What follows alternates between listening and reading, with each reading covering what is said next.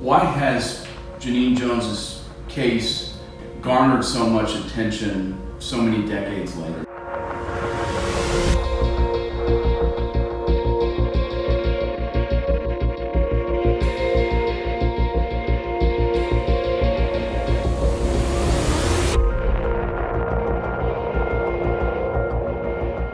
I trusted you with my daughter, and you would tell me, it's gonna be okay, Rosemary.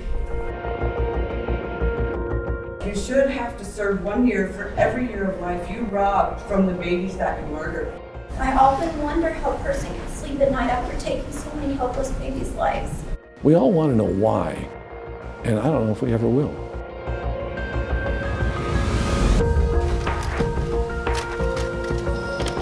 Genene Jones, who's known as the killer nurse, pleaded guilty to new murder charges this morning. Paul Venema, who's been following the Jones case since her initial conviction in 1984, tells us what he's learned about a possible plea deal. This all brings to a close a tragic saga that began over 3 decades ago. You know, some of this is a challenge to remember, but some of it is like it happened yesterday, simply because of the nature of the case. You know, certainly it was the most disturbing case I'd ever covered. How could you do something like this to an innocent child? You took God's most precious gift, babies, defenseless, innocent. It really hits you. It hits you. It could have been my niece. It could have been anyone's child. To have a nurse who was charged with these crimes is certainly troubling. Because it's babies. No one expects someone to kill babies. You can't think of anything that's more innocent. For her to decide on her watch who lived and who died is nothing short of evil. Good evening and welcome to a special edition of KSAT News at 9. Tonight we are telling the story of Genene Jones, a woman for many synonymous with evil, a woman known as the killer nurse, and a woman now serving a life sentence in prison. Jones has been convicted of killing 2 infants by injecting them with powerful drugs while they were in her care in Kerrville and in San Antonio. She's suspected of killing dozens more babies, but it's highly unlikely she will ever be tried in all of the cases in which she's accused. That's because Jones is now serving a life sentence after she was convicted in a Bexar County courtroom in January. She will not be eligible for parole until she is in her late 80s. This case has gripped and perplexed so many not only here in South Texas, but all across the country. How could one nurse allegedly kill infant after infant, and why? In an effort to fully tell this story, we've relied on not only our own past reporting, but the reporting and memories of others connected to these cases. That list includes prosecutors, legal and medical experts, our own Paul Venema, San Antonio Express News courthouse reporter Elizabeth Zavala, and journalist Peter Elkind. Throughout this show, you'll see passages taken from Elkind's 1989 book about Genene Jones, The Death Shift. Tonight, we're starting from the beginning, Jones's beginning, as a nurse who was hired to help.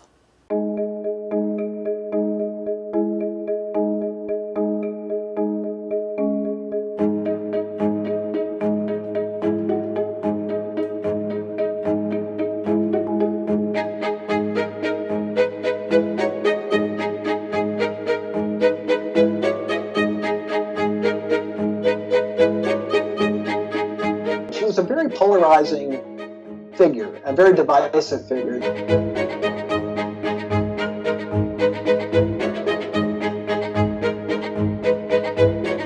There were some nurses, quite a number of nurses, who were first very impressed with her technical skill. Well, they said and this was a quote, she said, she could establish an IV in a fly. I mean, she was just really, really good. She protested mightily that she was always on the side of the parents and the kids, and how she was fighting the doctors, to do the right thing for the kids.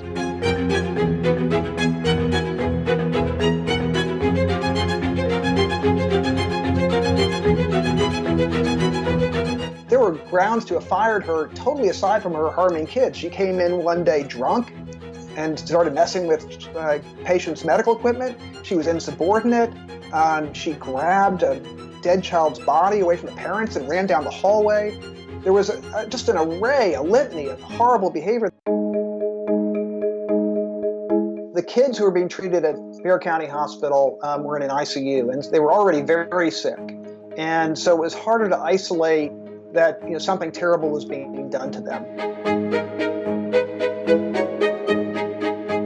These were not privileged kids and privileged families who had an option to be treated anywhere they wanted.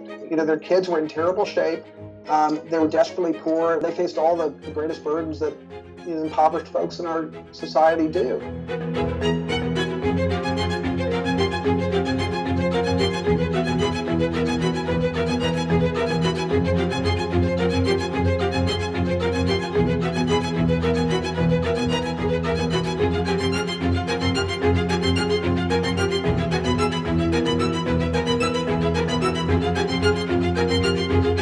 She was so effusive in her efforts to ingratiate herself with the parents and develop relationships with them and appear to be more caring than any other nurse, that a lot of them found her very charming and grateful for the attention that she was lavishing upon them.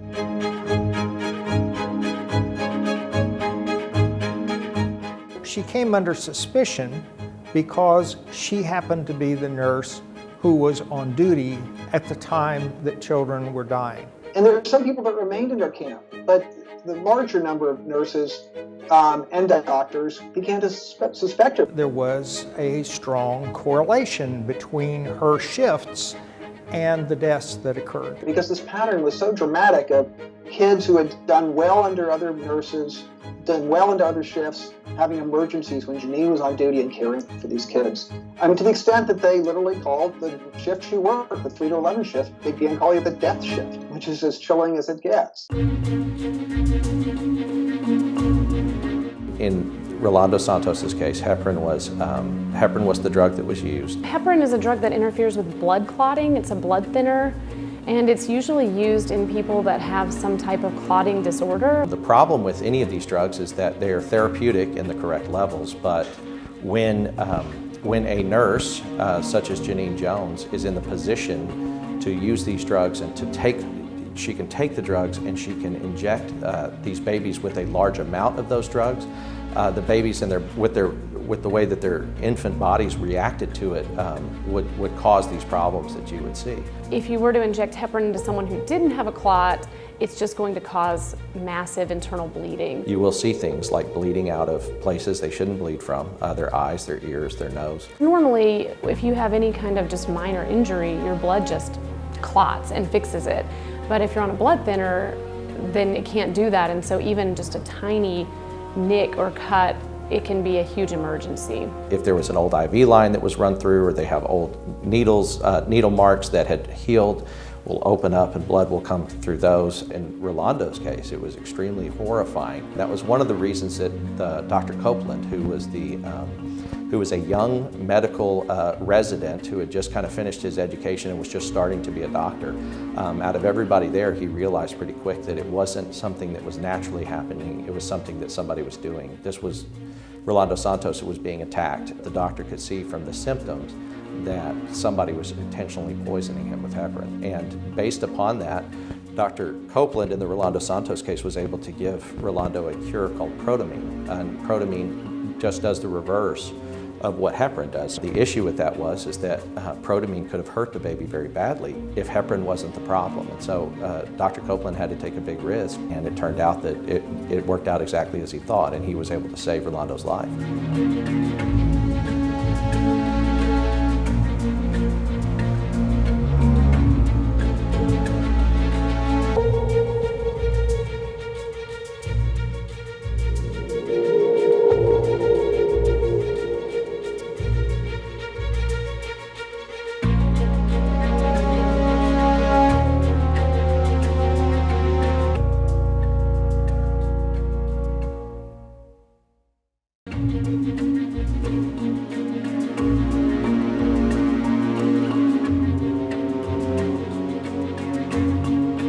Dr. Holland, who was a brand new pediatrician, just opened her practice, was in search of a nurse, and hired Genene Jones immediately for her pediatric clinic in Kerrville.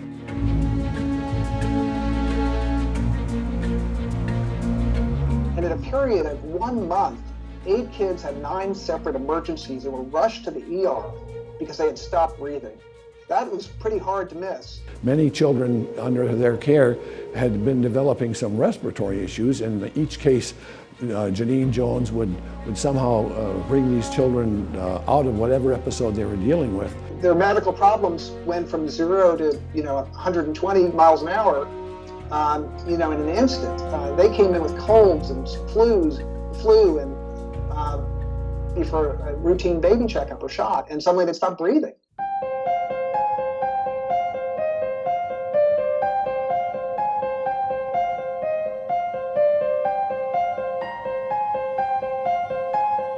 As I recall, the way it surfaced here in Kerrville is that we had a death of a child, Chelsea McClellan. Other physicians were saying, this is not normal.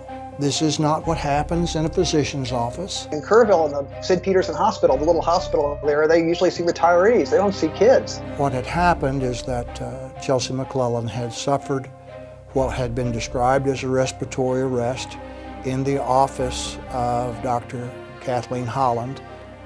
She had been transported to Sid Peterson Hospital. And of course, there was a code called over the hospital loudspeaker that basically was, any medical personnel in the area respond to the code. And so happens that one of the physicians that responded, a man named Dr. Frank Bradley, who was an anesthesiologist. An anesthesiologist identified the pattern of behavior from the child as though she were coming out from a drug called succinylcholine. As they were bringing Chelsea McClellan in, Dr. Bradley observed and commented that it looked to him as though the child was coming out from under the effects of succinylcholine, which was a drug that he administered routinely as a form of anesthesia. Succinylcholine is a muscle paralytic that is usually used to paralyze someone's muscles for surgery or if they have to be intubated or something like that. If you were to inject it in a person, in a baby, it would just paralyze all of their muscles, including the diaphragm, which is the muscle that you have to use to breathe.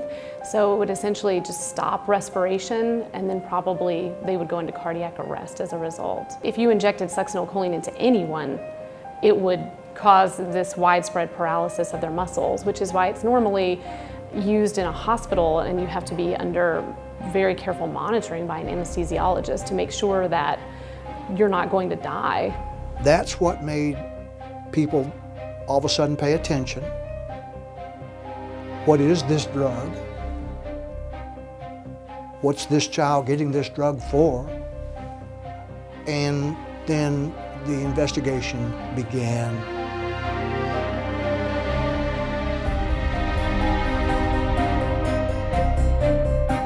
Inquiries are made in Dr. Holland's office, and they find out that in fact she did have succinylcholine in her office. It had been ordered by her nurse, Genene Jones. Upon inspection, Dr. Holland is saying that she has never prescribed it. She checked her supply of succinylcholine and found that there had been a vial of succinylcholine missing. She asked Jones about it. She said, I don't know what happened to it, just say we lost it. Later, a bottle did turn up. One of the vials had in fact been opened, and it had puncture holes in the stopper, indicating that somebody had, with a needle, taken some succinylcholine out of that. And the contents of that bottle was all saline solution. She immediately became suspicious when she started putting 2 and 2 together. So she turned that vial over to Texas Rangers, and that's how that began to tie Jones into the death of Chelsea McClellan.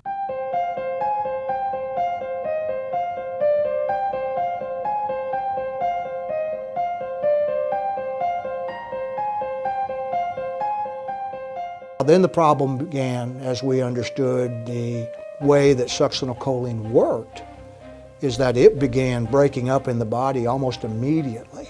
So if used correctly, very safe. Used incorrectly, potentially deadly, but also very hard to find.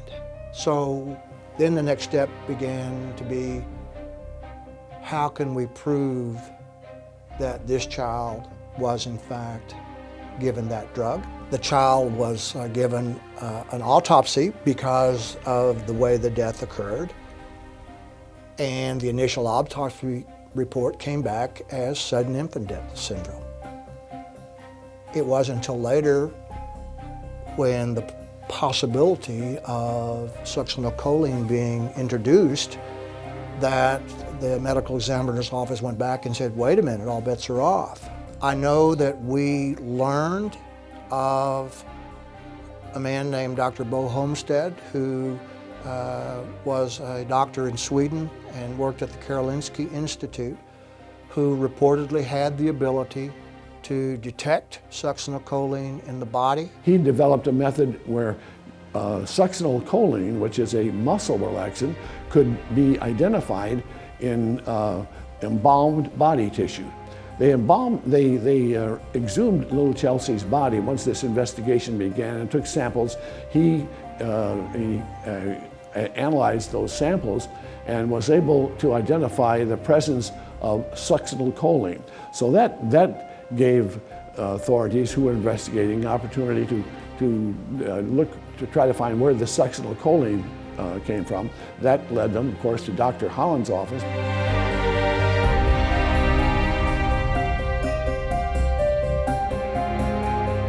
We then pursued exhumation, knowing that we had somebody that would test the tissue.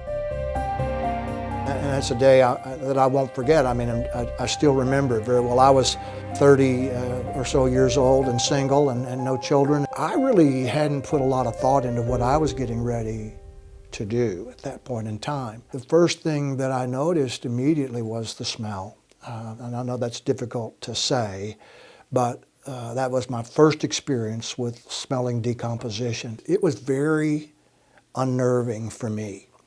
I wasn't sure what to expect, and I felt very strongly that I needed to participate in every aspect of this. But boy, I was having second thoughts about it at that time. And it was like seeing a large doll on a table with a stuffed animal and a baby blanket. And I remember having to remind myself that that's not a doll, that's a human being. And I can tell you where at the cemetery it happened, I can tell you what people were wearing, I can tell you where I parked the car. It stuck with me that much. It was a traumatic day.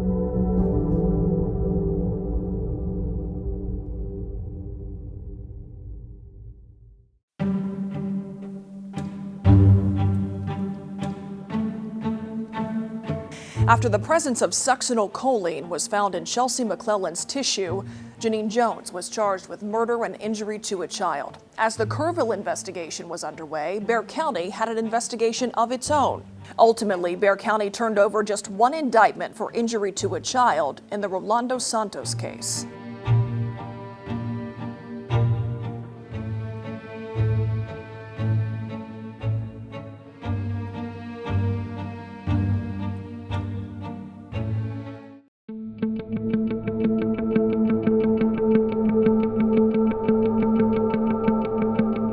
By the time we tried this case, we were well aware of the attention it was receiving and did not have any idea of the implications of it, but we knew that it was being watched nationwide. I remember reading about Genene Jones when I would come home from college. I began to, follow that as a student journalist, and it was the talk of my parents' home whenever I would come home. We tried this case in Georgetown. We were in the small courtroom. It was packed every day. This was so troubling because the victim was a 15-month-old child, and that just made it extremely painful, if you will, personally, from a personal standpoint, difficult trial to cover. Ron was able to convince a judge to let us talk about all of those other incidents, so we weren't having to deal with one incident involving Chelsea McClellan. We were able to show a pattern of behavior with several different children. It was January, a 4-week trial began mid-January and didn't wrap up until mid-February, so it was in the heart of winter, and it was really from a miserable trial to cover. Now having children and grandchildren of my own, to see that behavior of a person who was a parent herself, I can't imagine. I can't imagine that it would not have ripped her guts out. For this to have happened to these children, I did not see that.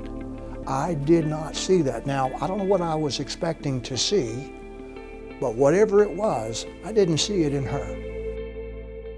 The testimony of Chelsea McClellan's mother, Petty McClellan, it was just gut-wrenching. Petty McClellan takes the stand and basically describes the day of what had happened earlier that day. She had to tell how she had taken her daughter to the clinic in Kerrville, Dr. Kathleen Holland's clinic, for just a routine checkup. Why were they going to the doctor? There wasn't anything wrong with Chelsea, as I recall. It was a routine checkup. She brought her in there. She was given two, what she was told were routine shots by Genene Jones, Dr. Holland's nurse. She had been a premature baby, but so she was being monitored a little more closely. And then literally for them, all hell broke loose. And within just seconds after that, and this is according to the testimony of Petty McClellan, and like I say, I can almost hear it to this day. Petty is walking through this step at a time, and then of course as we get to the respiratory arrest, the trip to the hospital, the ambulance ride, it becomes more and more intense. She said she suddenly went limp, in her words, like a rag doll. She said she just went limp, and she said she looked up, her daughter looked up at her and looked right in the eyes and was whimpering and was trying to say, "Mama," but couldn't get it out. Petty is having more and more difficulty telling us about the situation. She's very, very emotional, very choked up, a lot of difficulty in talking. You can tell that she's one step away from being sick. She's crying, she's sobbing profusely. If you looked around the courtroom, there was not a dry eye in that courtroom. Everyone was crying. All of the jurors were crying, the judge was crying, the audience was crying, everyone was crying except Genene Jones.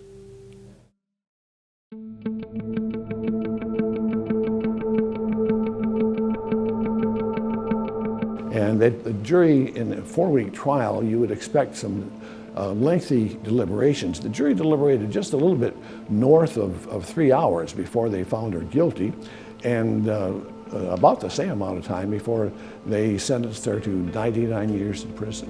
A lot of people ask, well, why didn't she get the death penalty for killing this child, Chelsea? And the problem was that it was not a capital crime to kill a baby until 1993. Ronnie Sutton was the prosecutor out there in Kerrville. He said that the jury at the time said that if they could have given her the death penalty, they would have. They just couldn't.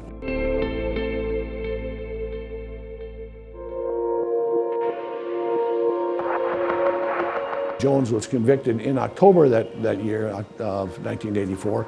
A jury here in Bexar County convicted Jones of injury to a child in the Santos case, and she was given an additional 60 years in prison. By this time, we were then aware of some of the history in Bexar County and some of the things that might have taken place there, and realized that we were the last stop in a very long train ride, and that there is no telling what damage Genene Jones had caused. It is a question that has been asked for decades now. Did Bexar County Hospital, which would later become University Hospital, respond appropriately to the suspicious pediatric deaths in the ICU? Although the hospital has never been formally charged for mishandling the situation, many suspect a cover-up is part of the reason why it took so long for Genene Jones to face punishment for her crimes in the San Antonio area. Our own Dylan Collier explains. Beyond Genene Jones and her psychology and despicable behavior, were people who known better, who should have interceded to stop her. Her shift at Bexar County Hospital was dubbed the death shift back in the early 1980s. Genene Jones was accused of giving deadly injections to more than a dozen babies, but she was never disciplined by the hospital, which begs the question, why? It was the nursing hierarchy in the medical center hospital. The doctors, the nursing administrators, the hospital administrators, the medical school officials who knew she was had every reason to believe she was harming kids under her care, but refused to do the right thing, who failed to stop her and allowed her to continue to harm kids and go off to Kerrville, where she murdered one child, injured 7 others. Several hospital staff members noticed a remarkable spike in deaths and emergencies of children under Jones's care and raised the issue with administrators. Complaints led to several investigations, but investigations did not lead to disciplinary action. In fact, author Peter Elkind reported that San Antonio law enforcement officers weren't made aware of the issue until after the investigation began in Kerrville. The hospital administration at that time was extremely fearful of lawsuits, and they felt as if, based upon what we've read, they felt as if they called Jones out or fired her, then attention would be drawn to the fact that there was an abnormal amount of baby deaths on that floor. Jones was not let go for the suspicious deaths. Instead, there was another response. They intentionally, what looks like intentionally, created a plan to get rid of all of the LVNs, which would include Genene Jones, and I guess with the thought that if they did that, it wouldn't draw attention specifically to her. Miss Jones was given a letter of recommendation from the hospital saying that she was an asset to the hospital, that she would be an asset to any other place that she worked, and that she was not leaving or being fired because of any bad performance, but because they were reorganizing the unit. That letter of recommendation was forwarded to Kathleen Holland, who of course went on to employ her in Kerrville, where several children experienced medical emergencies while under Jones's care, and Chelsea McClellan was killed after being injected with succinylcholine.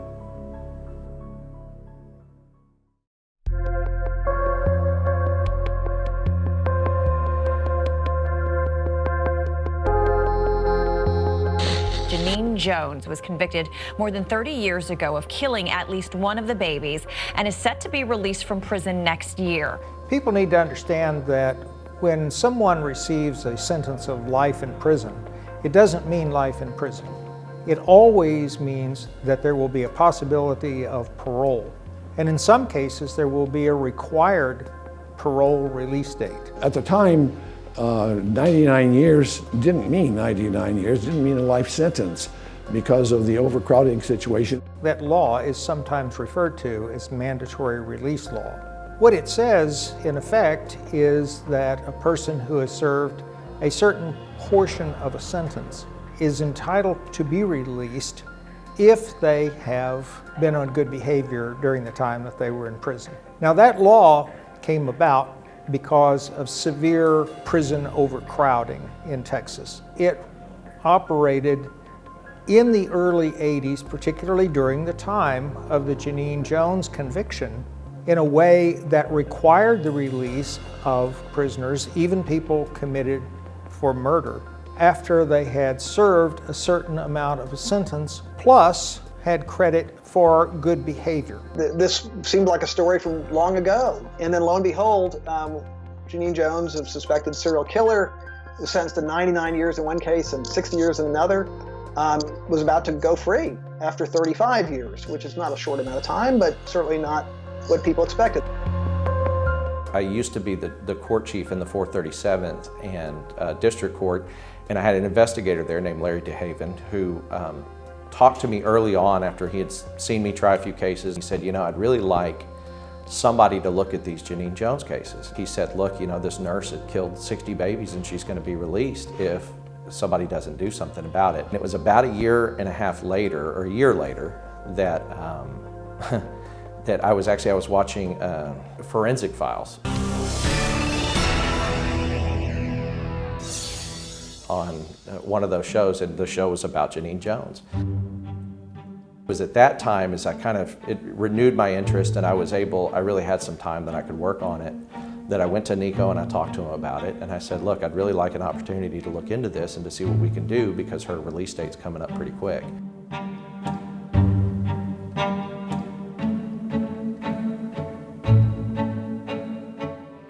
they dug up about 27 boxes that had dust on them and hadn't seen the light of day for about 30 years. And we just opened them up, and then I started working from about 5 p.m. to midnight for about a year and a half. Every day after work, I would just go through those boxes, categorize them, figure it out, see what cases there were. And there were, just medical records and grand jury testimonies and all kinds of things. So once we got a good handle on that, we ended up finding 5 cases that I believed that we could prove beyond a reasonable doubt at trial that Genene Jones murdered those babies. 5 p.m. to midnight every day after serving as the chief prosecutor for a felony court. That's right. That's extreme dedication. Why is it so important to you? The first mother I talked to when we were still kind of getting it going was Patty McClellan, who was just an incredibly strong, inspiring person. After talking to Patty, I realized that it's not theoretical. It's real people that have a real stake in it, and there was a lot of stakeholders.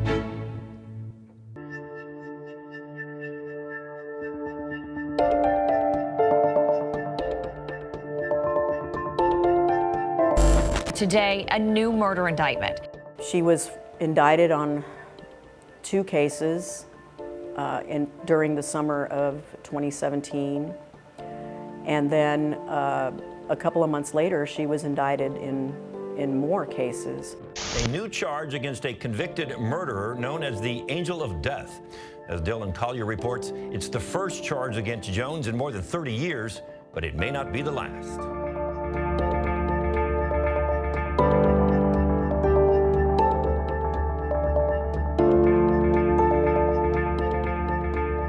In other news, she's suspected of killing up to 60 babies, but could be a free woman in less than a year. The Bexar County District Attorney appears to be bound and determined to not let that happen. Nico LaHood announcing 2 more murder indictments against Genene Jones, the so-called Angel of Death. Months from her projected release date from prison, so-called killer nurse Genene Jones facing a new 5th murder indictment. Jones now charged with the 1981 death of infant Paul Villarreal.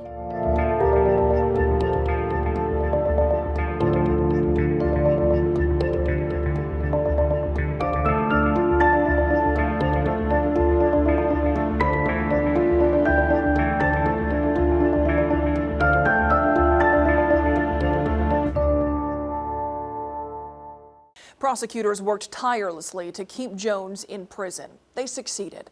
But throughout this entire ordeal, one question has lingered. Why?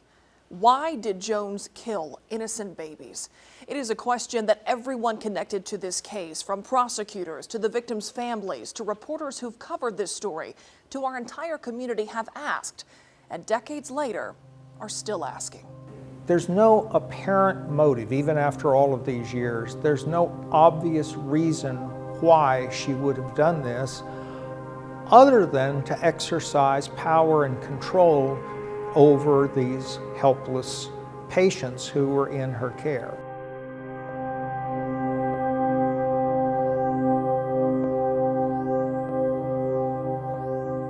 I buy into what's called now called the Munchausen syndrome, in which it's a hero complex, if you will. You get somebody real close to death, and then voila, you're magically, through your skills, bring them back to life, revive them again. I think she is an example of a syndrome that's been described by experts as Munchausen syndrome by proxy. I think the problem was much deeper and is much deeper than some hero complex.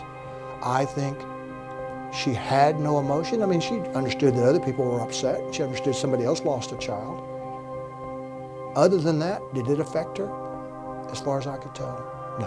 When you hear of something like this happening, any kind of serial killing, you immediately think, well, it must be the product of some kind of mental illness. And I guess that probably is one of the things that piques everybody's interest, is the fact that we all want to know why, and I don't know if we ever will. Genene Jones' path from nurse to convicted child killer to the present day took another turn in January of this year, when she pleaded guilty to the murder of 11-month-old Joshua Earl Sawyer. RJ Marquez walks us through the events that led up to that plea agreement that finally gave some of the families of the Bexar County babies a sense of closure. Jones initially pleaded not guilty to baby deaths in Bexar County and wanted to have those cases dismissed. That request was denied in April of 2018.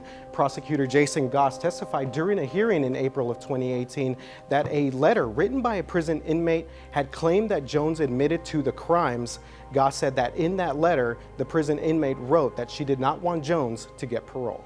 The inmate also claimed that Jones had told her that she did not kill the babies. The voices in Jones' head did. I did obtain, much more recently, information about, first of all, a letter that she had sent to the nursing board where she offered what appeared to be a semi-confession, saying that she had indeed done heinous things. She was a little vague, but it seemed to be a confession. Also, there was testimony in court in the run-up to the trials that she had more or less confessed to a parole employee at the prison system. Said, wait a second, there's something else I want to tell you. I really did harm these babies. Last September, a battle over Jones's Bible loomed over the case. The Bible was seized during a sweep of Jones's cell. Jones wanted the Bible back, but prosecutors at the time said that it had value to their case.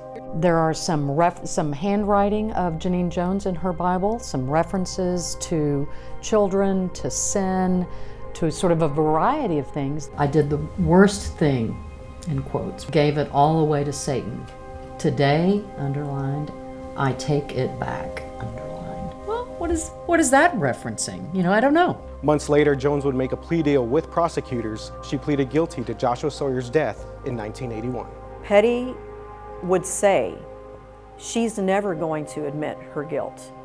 She wants everybody to know that she's the smartest person in the room. So the fact that she was able to admit that she killed Joshua Sawyer was huge for them. It was something that they never thought.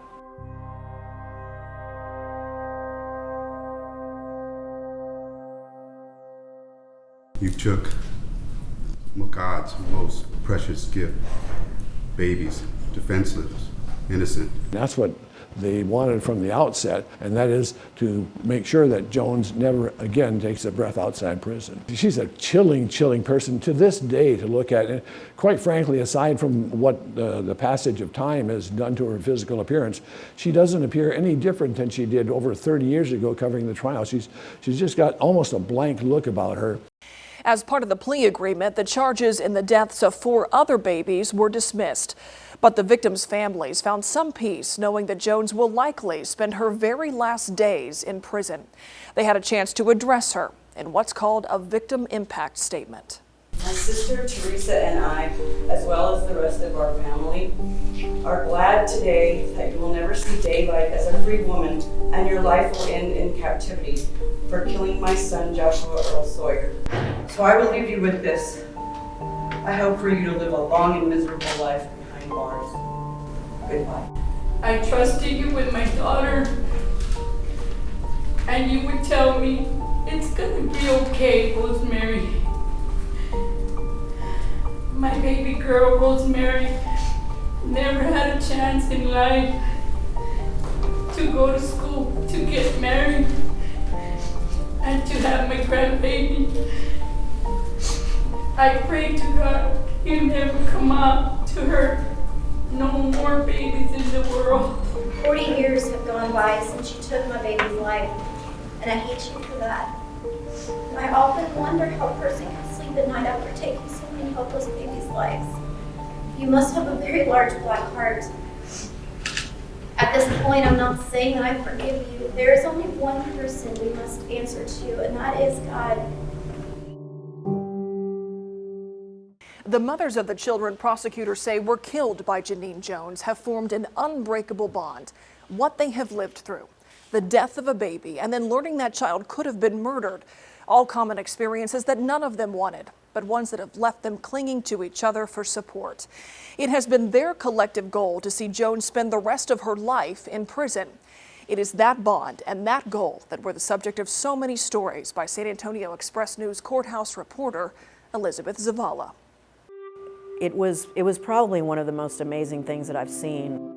Many times they would sit in the benches in the court with their arms locked, or if someone would start crying, they would put an arm around someone, but they immediately, to me, appeared to be a united front.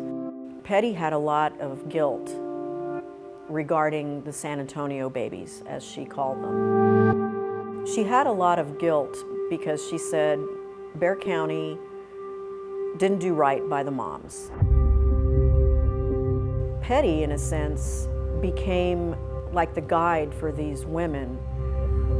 These women gravitated to her like their heroine, really, their hero, because of everything that she had gone through. This wasn't book club. This wasn't girls' night out. This wasn't let's go to happy hour. This was a bond that was created by the tragic loss of their babies, with the common denominator being Genene Jones.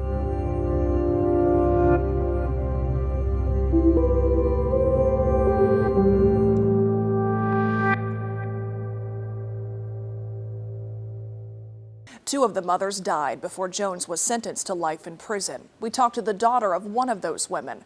Her mother, Juanita Villarreal, passed away in December.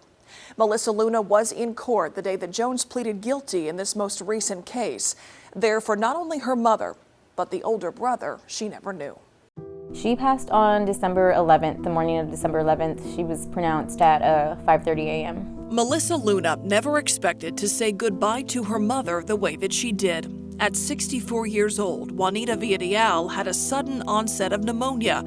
Her body shut down, and she died in hospice care just days later. And I held her hand the whole night, and I'm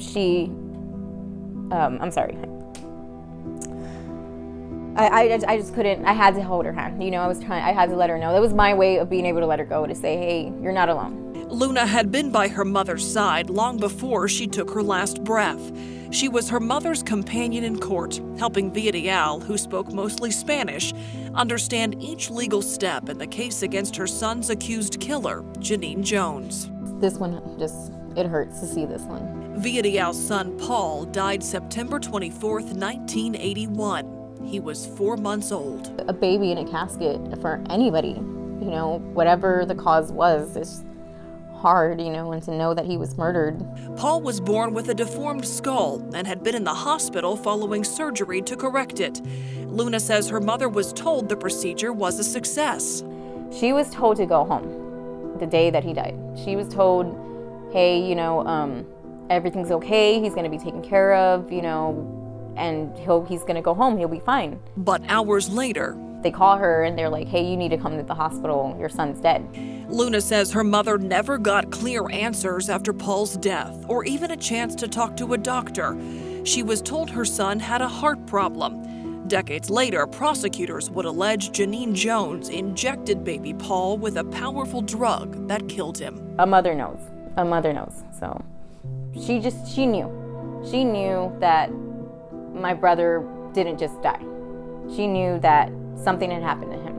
Growing up, Luna says her mother didn't talk much about losing Paul, but it's been a heartache that her family has always known. It's been hard not knowing what could have been, you know, I mean, especially being that he was an older brother. I don't know what our relationship would have been like.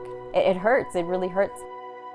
As she got older, she didn't really smile as much in her pictures, so I love this picture of her. We first talked to Luna in December, weeks before Jones was supposed to go to trial. She planned to be in court, sitting alongside the loved ones of Jones' other alleged victims. I mean, all of us, all of our biggest goals is to have her take her last breath in prison. As we know now, when that day in court came, there would be no trial. Jones took a plea deal and was sentenced to life in prison in return. We talked to Luna again that day. She came out of the courtroom smiling. I can walk out with a smile on my face because even though my brother's in a box, she's going to spend the rest of her life in a box too. So I can smile today knowing that.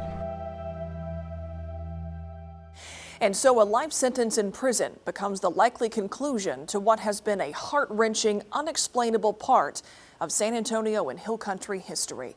We thank you for joining us for this special edition of KSAT News at 9, and special thanks to all who shared their stories.